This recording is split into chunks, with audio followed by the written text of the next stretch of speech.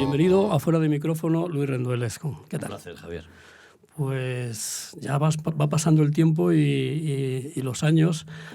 ¿Cuánto tiempo llevas haciendo periodismo, digamos, y sobre todo sucesos? Porque luego te has especializado, pero tu primera etapa no fue precisamente en los sucesos, ¿no? No, yo... Vamos a resumir un poquito esa... Sí, había hecho algo en mi tierra, en Asturias, prácticas, las típicas prácticas de becario, en La Voz de Asturias, que era un periódico que había por ahí entonces. Y llegué a Madrid en el 90 del siglo pasado, en un periódico que se llamaba El Sol, que duró muy poquito. Ahí había un chaval muy gamberro, se llamaba Manuel Marlasca, que hacía muertos, como decía él, sucesos.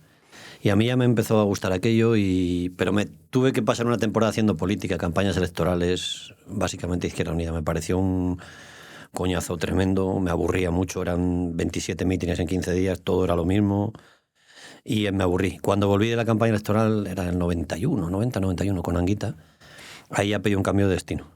Y tuve suerte y casi nadie quería hacer sucesos, creo que sigue siendo igual ahora en todos los sitios, casi nadie quiere hacerlos, y desde ahí. Es un género que tiene demanda, lógicamente, tiene mucha audiencia, lo mismo en la televisión, en los periódicos, pero es duro, ¿no? Por otro lado, con lo cual es un periodismo más de calle, quizá. Sí, pero esa es la parte bonita para mí, es lo que me gusta, estar en la calle y ver gente real, gente normal. Una de las cosas que ha ido cambiando en la profesión, que a mí me ha ido... está todo un poco embotellado. Gabinetes de prensa, comunicados oficiales, notas de WhatsApp, argumentarios para lo que tiene que decir uno, lo que tiene que decir otro. En los sucesos eso no hay. A pesar de que ha habido intentos de politizar algunos sucesos y alguno ha funcionado, pero casi nunca funciona. Un suceso, al final la gente sale por el corazón o por el estómago, y es muy difícil controlar a la gente que está implicada en un suceso. Muy difícil, aunque se ha intentado algunas veces, por desgracia, en España, ¿eh? Hablo del 11M, hablo de la Dana, hablo de sucesos grandes, de tragedias, de atentados. Pero un suceso normal, digamos, pequeñito, creo que es muy difícil de controlar, y creo que ahí está la grandeza del periodismo, la calle, la gente, escuchar, ¿no? Ir, escuchar y contar. ¿Después del Sol vas a Interview o hay un paréntesis anterior? En Interview estuviste 20 años, ¿no? 20 años menos un mes, sí. Entré en el 98... ahí ya hice sucesos, aquello era una maravilla, era una selva. Una publicación que además te permitía... Eso, Interview era una maravilla. Sí. Lo mismo hacías un secuestro, que llegaban a Obregón y te protestaba por un reportaje, que había un atentado, era una maravilla. Interview era una escuela formidable, había periodistas veteranos, todos de su padre y de su madre, cada uno diferente. Fernando Bizanda, fotoperiodistas que venían de Sábado Gráfico, del Caso, gente completamente asilvestrada, pero fantásticos. Y aprendías mucho de ellos y había muchísima libertad en Interview. Me tocó viajar prácticamente cada semana a un reportaje en un punto de España diferente de un suceso, y esa fue mi escuela de verdad, porque en la facultad realmente, en la facultad de periodismo, poquito, ¿no? La escuela fue Interview y fueron 20 años fantásticos. Terminó mal, como casi todo, pero aprendí mucho ahí. Claro, me imagino que aquel enero de 2018, que es cuando cierra Interview, debió ser duro, ¿no? Porque además tú estabas ya de subdirector. Sí. Veníamos de unos años muy complicados ya. Ahora me hace gracia con cosas que publicáis en Objective de prostitutas y de Jessicas y cosas de esas. Me hace gracia porque en aquellos últimos años me consta que los directores, el consejero delegado, la empresa, buscaba ayuda, ¿no? Soporte. Y hubo alguna gente vinculada al PSOE que decía que, bueno, es que claro, estas cosas que contáis siempre en Interview de putas y drogas y tal, esto ya es otra época, ya estamos en otra España. Pues se ve que todavía teníamos asuntos, ¿no? Es una pena. Yo cada vez que os leo con Jessica, que hubiésemos hecho un Interview con eso, qué maravilla, ¿no? Qué historias. Saca estilo de Roldán, con aquellas fiestas, ¿no? Sí, por eso te digo que tampoco hemos cambiado tanto, ¿eh? De Roldán a Jessica, o de Roldán a Coldo, o de Roldán. No hay un cambio tan grande como el que nos quieren vender muchas veces, ¿eh? Oye, el hacer ese tándem que haces con Marlasca, con Manolo, al que yo conocí también a los inicios en el Ya, sí. Eso ahí tiene que haber feeling, porque supongo que hacer ahí un trabajo, hicisteis ya en Interview, ya hacíais muchos sucesos a medias, ¿no? Estuvimos, yo creo que 13, 14 años, casi parecíamos un matrimonio. Comíamos juntos, cenábamos juntos, hemos dormido juntos, hemos viajado juntos. A ver, Manuel es un maestro y sobre todo, aparte, tiene un instinto brutal, que yo no sé si es heredado del padre o qué, tiene un instinto brutal para el periodismo, brutal para los sucesos. Tiene muchísima sensibilidad y luego es un tío muy generoso. Cualquier periodista joven te lo va a decir, que Manuel regalaba informaciones a gente que empezaba, a becarios para que las firmaran ellos, en fin, es un privilegio trabajar con él. Todavía seguimos ahí, ahora con Alsina, ya estamos mayores los dos, pero bueno, ahí estamos. Estáis haciendo 15 años, ¿no? El Territorio Negro, ¿no? Primero con Julia por la tarde, ¿no? Empezamos con Julia Otero, Territorio Negro, eso funcionó, nosotros ni nos lo esperábamos, y ahora estamos con Carlos Alsina, así los lunes ahí en Onda Cero. Bueno, es otro privilegio. Yo creo que la radio es un medio fantástico que además no envejece, ¿no? Porque ahora con los podcasts, los periódicos están pasándolo mal, los de papel, yo no sé si están o no están ya, por desgracia, pero la radio es una maravilla, a mí me encanta. Decía lo de trabajar a medias. ¿Cómo repartías el trabajo? Porque claro, uno se ocupa, yo ahí tengo más fuentes, ese tipo, claro, tiene que haber una, ¿no? Eso es. Sí, por hablarte de una época anterior, Manu tenía unas fuentes fantásticas en determinados grupos de homicidios de la Policía Nacional, yo tenía bastante buenas fuentes en la UCO, en la Guardia Civil, y entonces, en función de dónde cayera, uno hacía de principal y escribía, y el otro ayudaba, ¿no? Buscaba documentación, buscaba otro tipo de personaje, no la fuente principal. Nos hemos ido complementando muy bien siempre, ya te digo, es muy fácil cuando la persona al lado es generosa y cuando compartes una pasión. Entonces era muy fácil, se echa de menos, no te creas. Bueno, la radio es un medio, ¿no?, cercano, en el que, bueno, pero es distinto quizá a la tele. En la tele es imagen y tal, y el suceso tiene mucha demanda en la televisión, ¿no? En todas partes, ¿no? Tú ves programas, da igual que sea por la mañana, los informativos, incluso hay gente que te dice que los picos de audiencia, sube la audiencia cuando... Sí, cuando hay un buen crimen, un buen asesinato, sube mucho la audiencia. Eso es así en todos los países, además occidentales. No sé por qué determinada gente de determinada ideología quiere siempre enterrar los sucesos y esconderlos, pero los sucesos le interesan a la gente, no lo pueden evitar. Y ahora que tenemos la suerte o la desgracia de que te lleguen las gráficas en los periódicos, en todas partes, de las noticias más vistas, casi siempre son de sucesos. Casi siempre son de sucesos. Si están bien escritas y son noticias propias, casi siempre son de sucesos. Es un tema que a la gente le apasiona. Yo no sé bien por qué es, porque no tengo mucha respuesta en eso. Lo que sí estamos, y es lo que te apuntaba un poco, en el riesgo de enlatar los sucesos, hacerlos políticamente correctos, ¿no? Ahora hay gente que viene a darnos charlas de cómo tenemos que escribir de violencia de género. No puedes humanizar al asesino, coño. Si no lo puedo humanizar, ¿qué es el asesino? ¿Que es un ratón o es un robot? El asesino es una persona, es humano. No puedes humanizar al asesino. No conviene decir la nacionalidad de tal o de cual. Las imágenes antes era increíble, claro. Tú te vas a la hemeroteca, ves las portadas del caso y dices, bueno, esto era imposible, ¿no? Sí, y yo creo que en eso sí hemos mejorado. En eso sí hemos mejorado porque los cadáveres aparecen tapados, no existe la sangre. Se hicieron muchas salvajadas. Ahora estas salvajadas solo se hacen con cadáveres de África, ¿no? O de Pakistán, que todavía nos permitimos ese... Pero yo creo que ahí hemos mejorado un poco, porque es verdad que a veces se hicieron cosas un poco excesivas, sí. ¿Cuál ha sido bueno, has vivido montones de sucesos, pero ¿cuál ha sido el que más te ha impresionado? ¿O el que te ha dejado una huella por alguna razón especial? Sí, bueno, te digo dos. Uno por divertido, aunque hablando de sucesos te suene a herejía. El robo del Códice Calistino en la Catedral de Santiago de Compostela. Luego hablamos, si te parece, también del libro, porque es interesante. Maravilloso. Era un suceso sin sangre. Era un robo por vengarse del canónigo, del deán, del jefe. Y ahí lo que había era una serie de odios cruzados en un mundo muy cerrado como la Catedral de Santiago, un mundo muy poderoso con millones de euros de donativos, y eso me resultó fascinante. Todavía ahora hay respuestas que no tengo y me encantaría... Ya se ha muerto el ladrón, por cierto. Y sucesos clásicos, digamos, con sangre, pues te diré que hubo uno en Asturias, cuando yo empezaba, en Pravia, un pueblecito. Ahí un chico se llamaba Federico, mató a la persona que había violado a su hermana. Habían violado a su hermana. El violador fue detenido, cumplió condena, salió, y a la salida el hermano le mató. Y yo estuve mandándome cartas con él desde la cárcel, y fue un tema que, hostia, el chaval luego estaba arrepentido, obviamente, de lo que había hecho, y yo creo que cuando empiezas se te queda como más grabado, ¿no? Luego quizás vas haciendo un poco más de callo. De ese no me olvido. Es curioso que has hablado del Códice Calistino, ¿no? Ese título de Los ratones de Dios...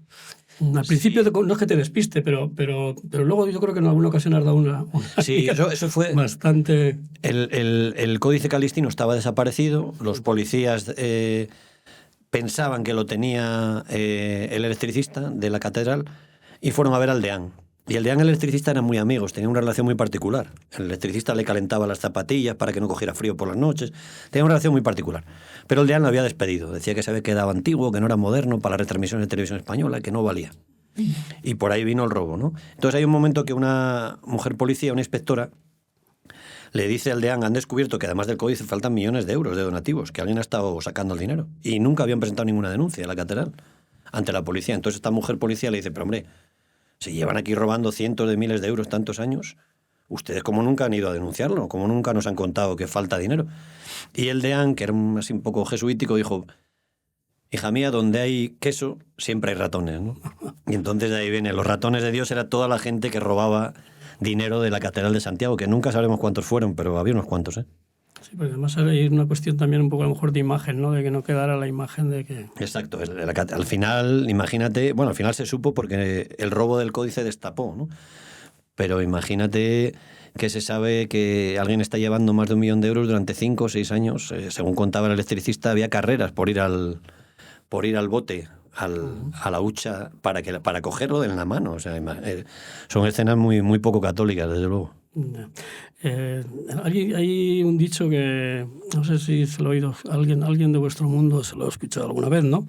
Es que no hay crimen perfecto, sino investigación mala mal hecha, ¿no? Sí. O sea, eso es bastante posible. Sí, ¿no? Yo creo que por lo que he ido viendo en los crímenes sin resolver, o mal resueltos, o medianamente resueltos, siempre hay algo de pereza, siempre hay algo de burocracia, casualidades, mala suerte también. Los policías y los guardias civiles pueden tener mala suerte, ¿no? Los terroristas del 11M estaban muy vigilados y a varios de esos terroristas, 4 o 5 días de los atentados, a los policías que seguían a esos terroristas les quitaron la vigilancia porque pensaron que eran inofensivos y los pusieron a preparar la boda del príncipe Felipe, ¿no? Eso es mala suerte, estrictamente mala suerte.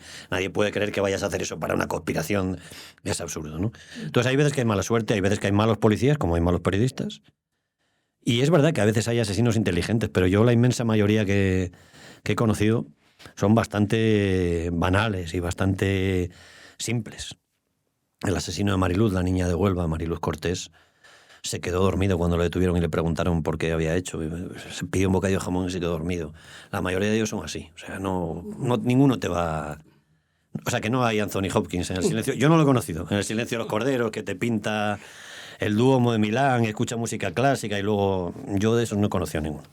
Es curioso, pero hay gente que, pues bueno, que cuando ocurre un suceso, yo lo digo como espectador, llegas a la puerta de la vivienda donde se ha producido y te dicen, era un tipo estupendo, lo hablaba con todo el mundo. Oye, ese perfil del asesino... Siempre saludaba, ¿no? Es lo que dicen. Saludaba a todo el mundo, sí. Sonreía, no sé, o tenía un aspecto... No te imaginabas que pudiera cometer ese dato. Bueno, eso es parte de la fascinación por los sucesos, ¿no? El monstruo en la habitación de al lado, o que va contigo en el metro, ¿no? Y efectivamente no suelen tener cicatrices, ni suelen ser gente rara, ¿no? Son gente que al 99%, 99,9% son como nosotros. Uh-huh. Entonces esa es parte de la fascinación, yo creo, por los sucesos, ¿no? Yo creo que hay preguntas ahí de la condición humana que yo desde luego no tengo respuestas, ¿no? Y esa parte oscura, esos rincones oscuros, ¿no? Que decía James Ellroy, que tenemos todos, pero claro, hasta ciertos límites. Hay otras personas que los transgreden y eso es un poco lo que te llama la atención, ¿no? Te puede llegar a fascinar, que puede ser un error, ¿no? Caer en escribir más del asesino que de las víctimas muchas veces. Porque normalmente te pones al lado de la víctima, ¿no? Sí. Por una especie de... ¿no? Tampoco tiene que ser... Hay un riesgo en los sucesos que es la sentimentalización, ¿no? Al final te duele el dolor de la víctima, pero yo creo que a las víctimas eso lo he ido aprendiendo con los años. Tampoco les puedes tú dejar creer nada ni prometer nada, ¿no? Tú no vas a resolver, un periodista no va a resolver un crimen, no lo va a resolver casi nunca. Hay muy poquitos casos, y hablo de Estados Unidos, pero hay muy poquitos casos. Entonces tú puedes acompañar, puedes escuchar, puedes animar, si quieres, puedes empujar a que la policía se mueva más, hacer ruido, ¿no?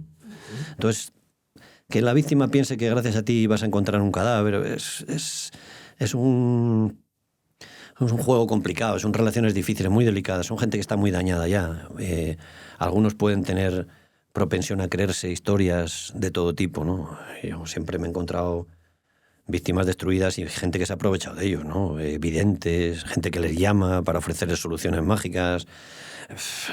Es muy, muy complejo. Es duro, ¿no? Cuando no aparece el cadáver o el asesino, ¿no? Para una madre, por ejemplo, que ha visto que su hija... Me estoy acordando ahora, pues de Marta del Castillo. Sí. Marta del Castillo. Hay muchos más casos, porque de hecho hay una asociación, ¿no? Sí, ¿no? Mariter, estoy pensando en Motril hace más de 20 años ya también. Hay casos, claro que los hay.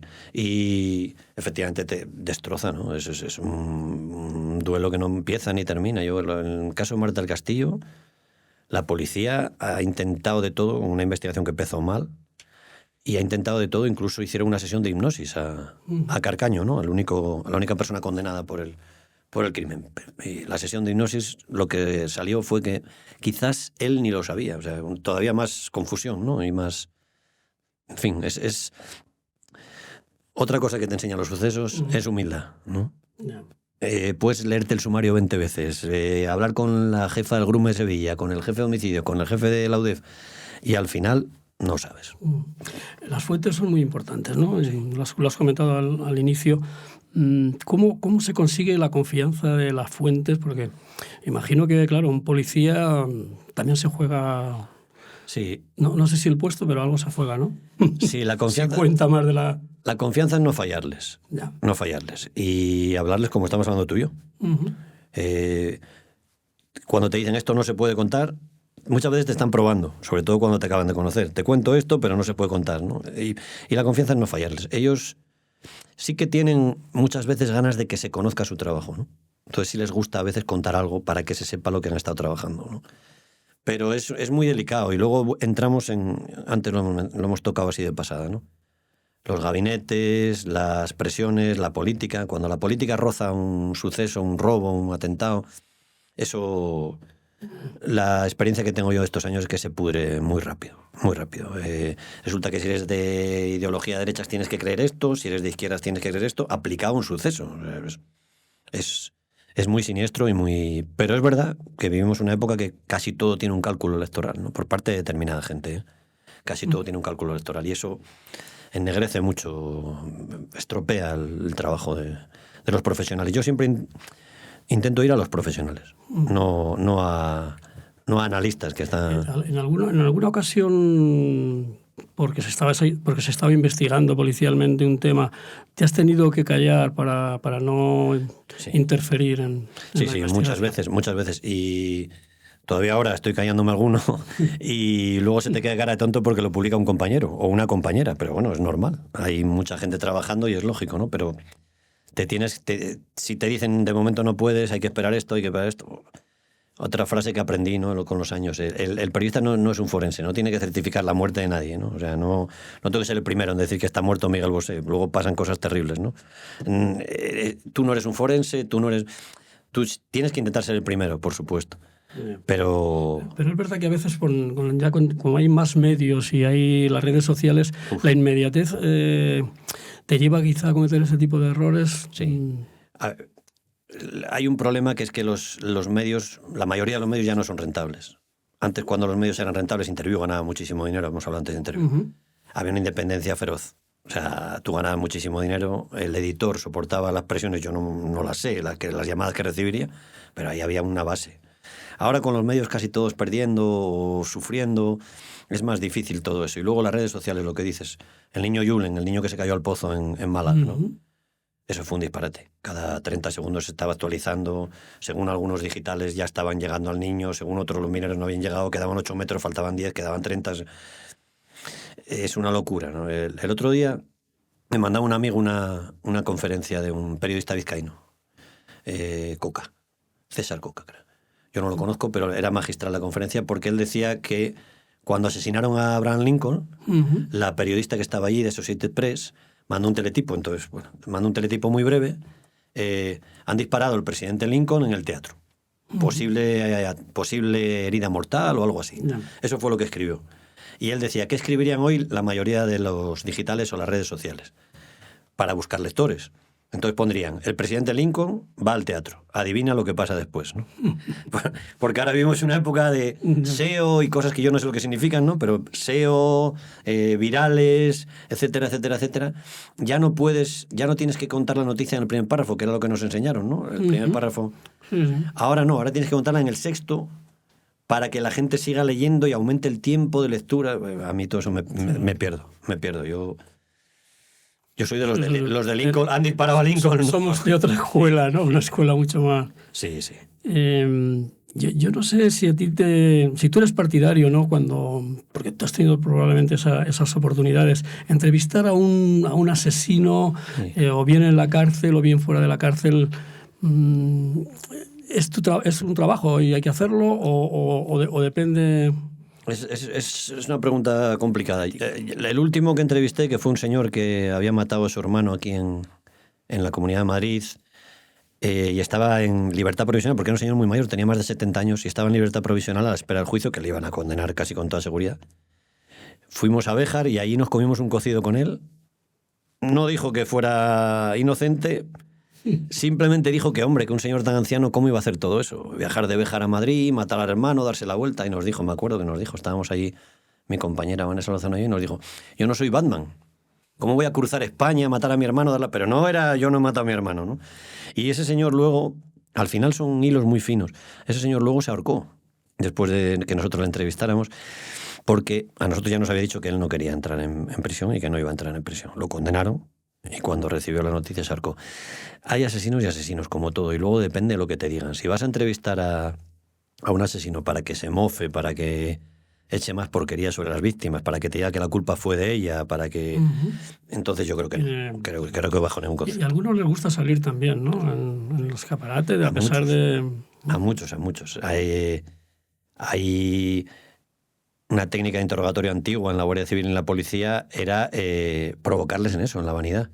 Les decía, tú no puedes haber hecho esto, tú al final lo harías así. Y entonces ellos decían, no, yo lo estuve planeando 15 días y la seguí no sé cuántas veces y yo sabía que ahora salía. Y sí son vanidosos. Hay asesinos históricos que han escrito cartas a los periódicos, ¿no? Del Zodíaco en Estados Unidos. Hay gente que lleva diarios. Muchos guardaban recortes de prensa. Imagino que ahora guardarán, no sé, capturas de pantalla o de... Sí tienen cierta vanidad, sí les gusta. Hay algunos que se han atribuido más asesinatos de los que cometen. Porque les dicen, así eres el mayor asesino de la historia de la provincia de Toledo. Me han matado a 16 y luego se han demostrado 10, 11. ¿Mató 16? No lo sabemos. Estamos en el ranking arriba y... Hay vanidad, sí, en ese mundo, sí que la hay. Me imagino que en algunas historias que tienen más recorrido porque se alargan las investigaciones, al final llegas a tener cierta amistad, con la víctima, te metes un poco ahí, bueno, pues sigues teniendo una relación con ellos, les llamas. Digo, por ejemplo, la madre que sigue esperando a que le den noticias. Te llama para ver si tú sabes algo. Tienes que intentar despegarte un poco, aunque suene inhumano, tienes que intentar despegarte un poco, porque si no es... Y aparte yo creo que a ellos tampoco... psicológicamente. Yo creo que a ellos tampoco les ayudas demasiado, ¿sabes? Porque no les vas a aportar... Hombre, si tienes una noticia, una historia para contarlas, por supuesto. Tienen que ser los primeros. Pero yo creo que tampoco les aporta a ellos demasiado. Tú te has acercado... Nosotros llegamos a la vida de la gente en el peor momento de sus vidas. Cuando yo conozco una familia es porque han matado a alguien, han desaparecido a alguien, y es el peor momento de sus vidas. Y lo que tienes que intentar ser es generoso con ellos y comprensivo y escucharles. Y a partir de ahí, un poco de humildad también, porque tú tampoco les vas a solucionar gran cosa. La verdad, los periodistas al final no arreglamos el mundo. Yo por lo menos no he sido capaz de... No hacemos grandes cosas. Si se puede contar bien contado una historia, si se puede ayudar de alguna manera a que algo no se olvide, perfecto. Un caso que está frío, escondido en un cajón, tú lo remueves un poco, le das para que el juez le dé un poquillo de vergüenza al fiscal. Eso está bien, ahí sí podemos ser útiles. Pero grandes cosas no... Grandes milagros no... Yo no he visto. ¿Se cuentan ahora mejor las historias que antes o no? No sé si tuviste algún maestro, alguna referencia. Quizá hay gente que opina que, bueno, pues que ahora más es la imagen, es tal, pero esa manera de narrar una historia, porque además son historias que se prestan, ¿no? Sí. Voy a sonar nostálgico, yo creo que antes se contaba mejor, ¿eh? Yo creo que no solo de sucesos. Se cuidaba más también, ¿no? Había también más espacio, no solo de sucesos. Mi padre compraba siempre el As y el Marca, y había un tipo que se apellidaba Vadillo, no me acuerdo cómo se llamaba, que hacía crónicas de boxeo. Eso era una pasada. Sí, Vadillo me suena. Fernando Vadillo, creo que era. Una pasada, unas crónicas de boxeo. Manuel Alcántara. Y luego en otros campos, Alfonso Armada en ABC hacía unas crónicas de países que yo no sabía ni dónde estaban, de África, fascinantes. Yo me las leía todas porque eran de Alfonso Armada. Y como es otra gente. Yo ahora no encuentro esa gente así, no sé si por el formato, que al tener que leer en un teléfono móvil, a lo mejor no tienes el espacio ni el... Creo que la gente presta menos atención también. No tienes más que meterte en un vagón del metro aquí en Madrid y ver que la gente va picoteando, ¿no? Tú ves a una persona sentada, yo lo hago, les espío mucho. Observan, ¿no? Estás con el móvil y van picoteando, un vídeo de TikTok, un titular que les gusta, pasan a otro, pasan a otro, pasan a otro. Pero no ves, por supuesto veo poquísimos libros, periódicos de papel no veo nunca ya. Y tampoco ves gente leyendo con mucha... Hay una minoría, ¿no? Pero yo creo que historias contadas como se contaban antes con aquel formato, creo que el formato y la forma de vida de ahora dan menos tiempo a eso, ¿no? Y eso es una pena. Había gente maravillosa contando historias de sucesos también. El periodismo de sucesos supongo que ha evolucionado como todo, ¿no? Pero ahora hay más, hay también otro elemento nuevo que son las nuevas tecnologías. Hay muchos delitos a través de la ciberseguridad, todo ese mundo. ¿Hasta qué punto interesa o la gente no se da cuenta de la gravedad que tiene? ¿O? Sí, el tema a mí me tiene perturbado todo. Las estafas, sí, estafas online y abusos, sí. A mí las estafas hay muchas y cada vez se sofistican más, aunque empezaron siendo muy como si cogían la guía telefónica y empezaban a llamar a todos, ¿no? Cogían por la A, tengo secuestrado a su hijo, y hasta la Z, 30.000 llamadas en un día, y bueno, si picaban 4, pues fenomenal. A mí lo que me tiene más perturbado de eso es el tema de los menores y el sexo en ese mundo, ¿no? Hay un mundillo ahí tremendo de pedófilos, de pederastas buscando chavales en los chats, en Discover, en todas partes donde están los chavales. Ellos saben dónde están los chavales y van a por ellos, ¿no? Y me contaban gente especialista en Policía Nacional de esos grupos que, por ejemplo, en fines de semana aumenta muchísimo ese tipo de consumo de pornografía. En Navidades, claro, cuando los chavales tienen más tiempo. Ya. Entonces hay un montón de bichos buscando chavales, ¿no? Y a mí eso me tiene bastante perturbado, porque antes, si tú querías abusar de un chaval, tenías que ir físicamente a por él. Tenías que ir a la puerta de un colegio, a donde fuera, y exponerte y ir físicamente a por él. Ahora con un teléfono le puedes hacer un daño terrible, terrible. Sexting, mobbing, en fin, hay un montón de cosas con los menores en los teléfonos. Yo creo que hay demasiada alegría con los chavales y los teléfonos. Creo que no sé bien cómo habría que hacerlo porque no tengo esa respuesta, pero están muy indefensos con los teléfonos. Tenemos una policía y una Guardia Civil cada vez más preparada para afrontar estos cambios y estos tipos de... Sí, yo creo que sí. Ha cambiado hay muchísimo. Más medios también, incluso la informática les ayuda a ellos, ¿no? Yo creo que sí, a algunos les gustaría que no les ayudara, pero sí les ayuda, sí, son muy buenos. Y ha cambiado muchísimo la tecnología, por supuesto, las técnicas de investigación también, cámaras de seguridad, etcétera, etcétera, etcétera, mil cosas. Pero el principal cambio que yo veo en estos 30 años de sucesos es la mujer. Uh-huh. La incorporación de la mujer. Cuando yo empezaba, la mujer iba en la policía igual 8 o 10 años. Tenía un uniforme distinto, hasta tenía una pistolita diferente a los hombres, más pequeña. Ahora hay verdaderas bestias de mujeres en la policía. Verdaderas máquinas investigadoras en los grupos contra el yihadismo, como hubo mujeres contra ETA, como es una pasada cómo ha cambiado eso el paisaje, porque además... Los malos, que siguen siendo mayoritariamente hombres, no sé por qué, tampoco tengo respuesta, los malos son machistas la mayoría, y me lo explican los policías, que le pones en una discoteca a vigilar a un malo, a 2 tíos, 2 policías sentados, tomándose un gin tonic, y el malo, si no sabe quién son, no le gusta, pero le pones una tía o 2 tías y el malo igual hasta se sienta con ellas y quiere invitarlas, ¿no? Claro, entonces son, no solamente por eso, pero también por eso, también por eso son muy eficaces, y yo es el principal cambio que he visto, ¿no? La incorporación de la mujer, que también se incorpora al mundo del crimen, ojo, pero creo que es muy importante. En Policía y Guardia Civil hacen un trabajo estupendo.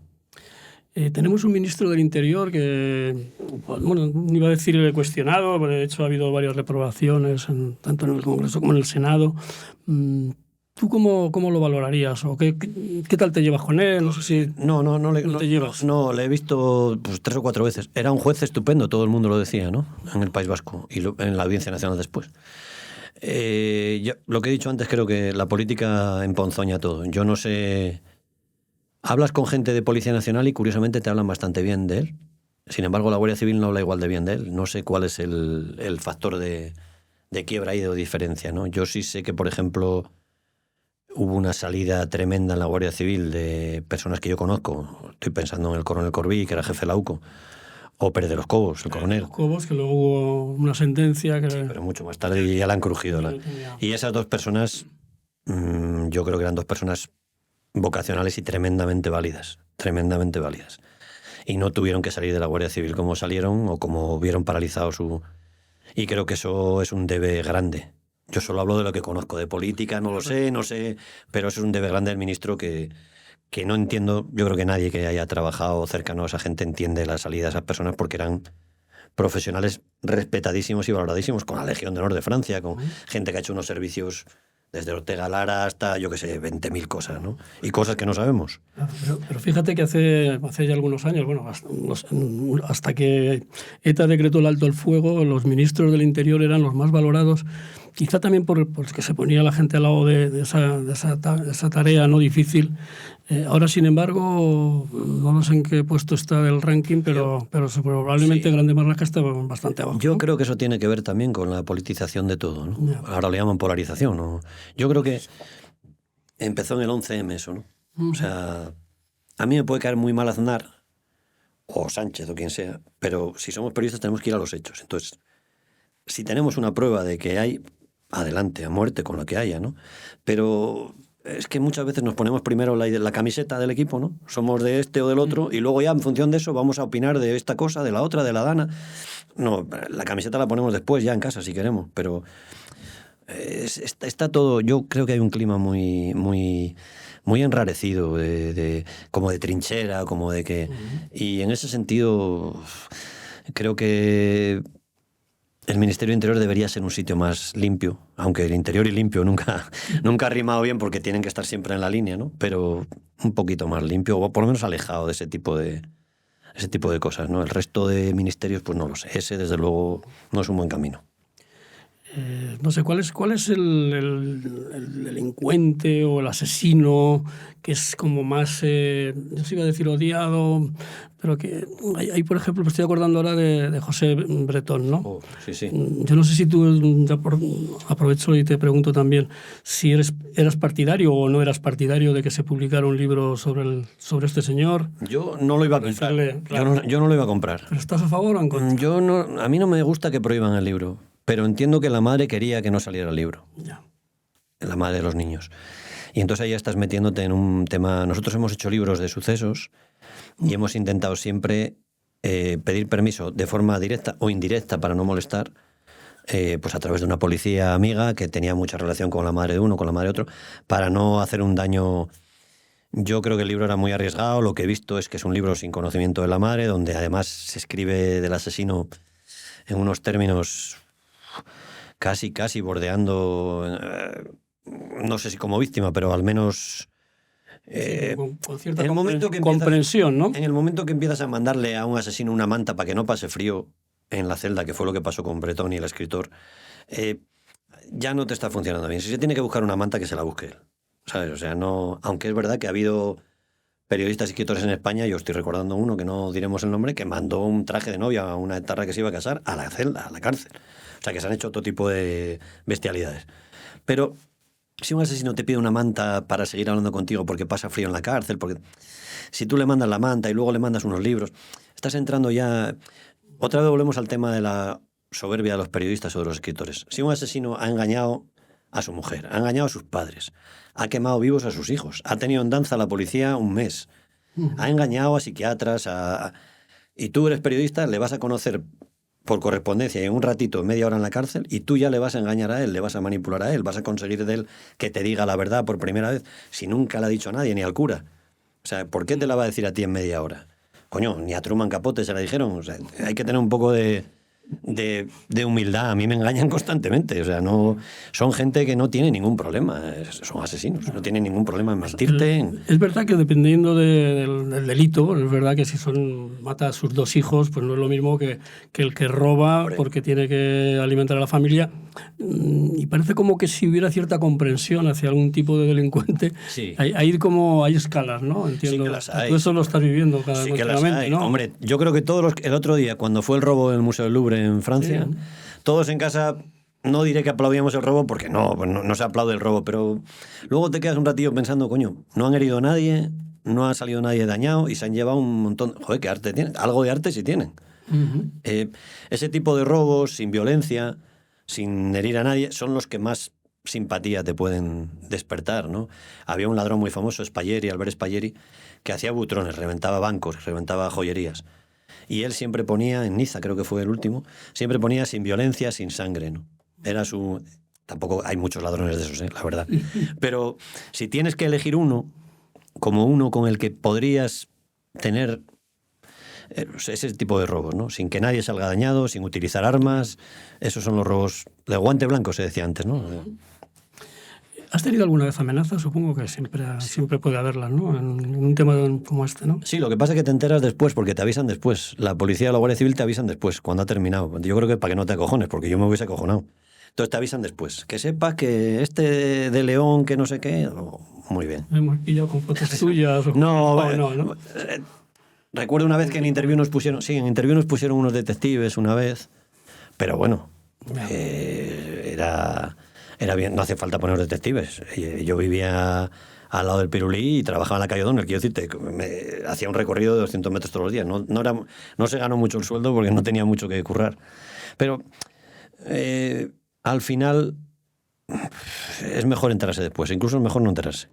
Porque te lo dicen. Por ejemplo, me acuerdo que estuvimos con Manu haciendo unos reportajes de mafias nocturnas en Madrid, portero de discoteca, una época con un asesinato tremendo en la Yoyeslava de un portero búlgaro. Nos metimos ahí, había un juez que estaba removiendo ahí eso.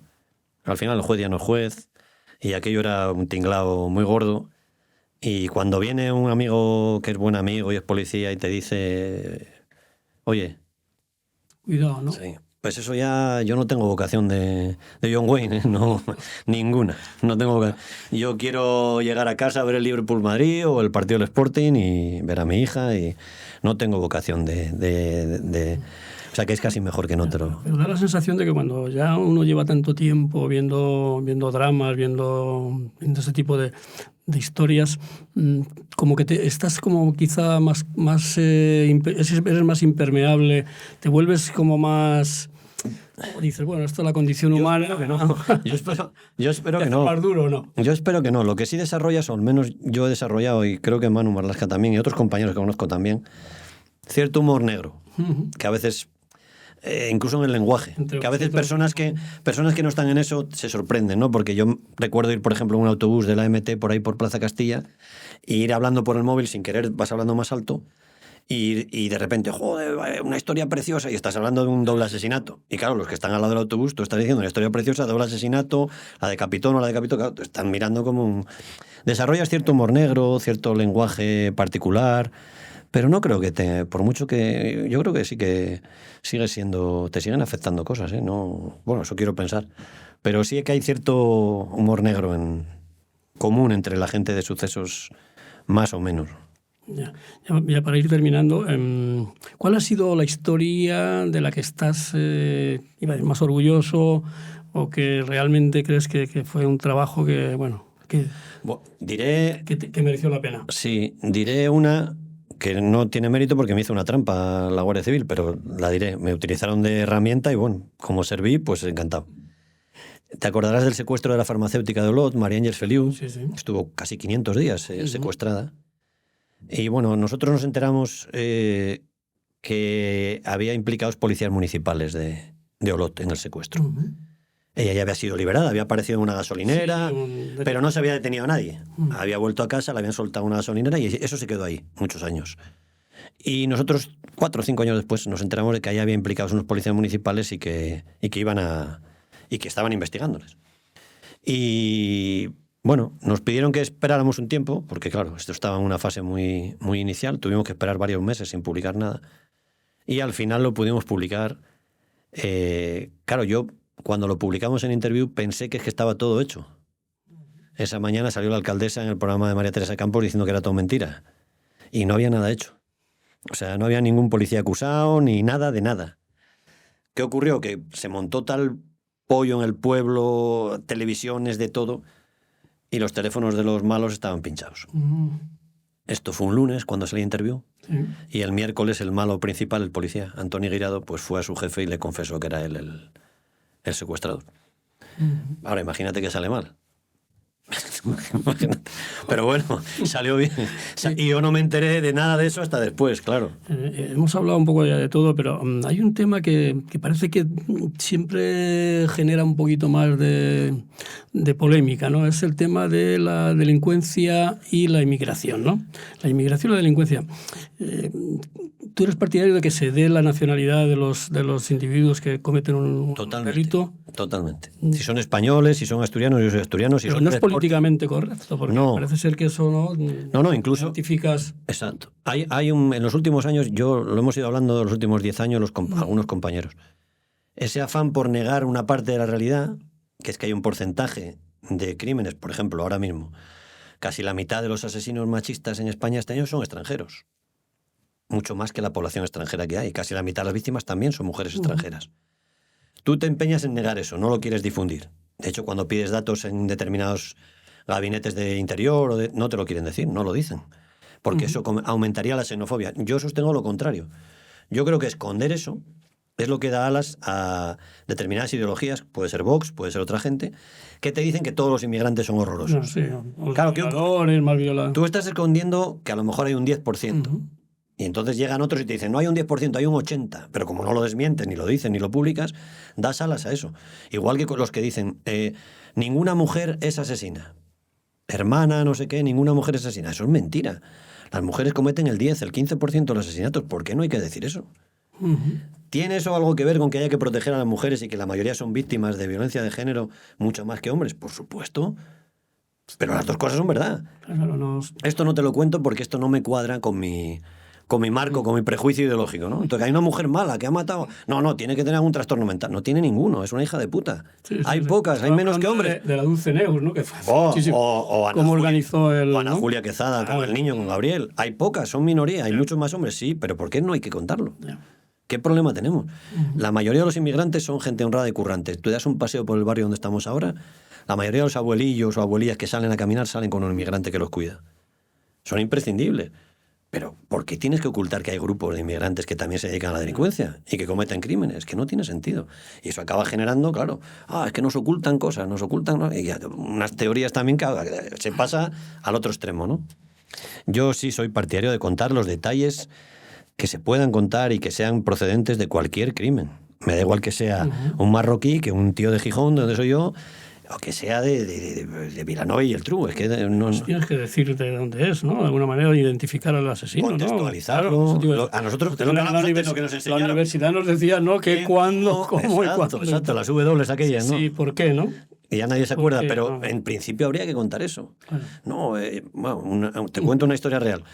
Un asesino que había matado a su pareja. Y al hombre le iban a desahuciar unos días antes.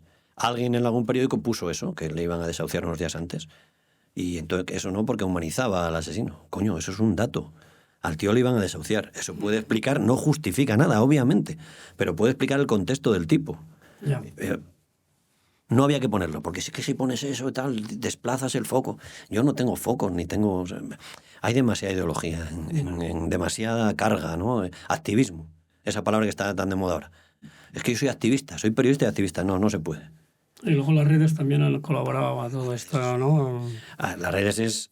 Yo creo que Manolo decía eso, ¿no? Manolo Marlasca hablaba de que era un estercolero. Tú buscas yo creo que la mayoría de la gente busca en las redes cosas que le den la razón y cuanto más salvajes mejor, ¿no? Es decir, el que odia a los inmigrantes lo que está buscando son más basura de contra inmigrantes. Da igual que sea verdad que mentira.